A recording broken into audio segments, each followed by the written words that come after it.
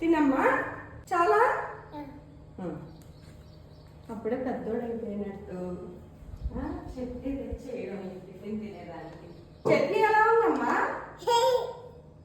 ఉట్టి చట్నీ తింటాం కాదు, గాలి కూడా తినాలి.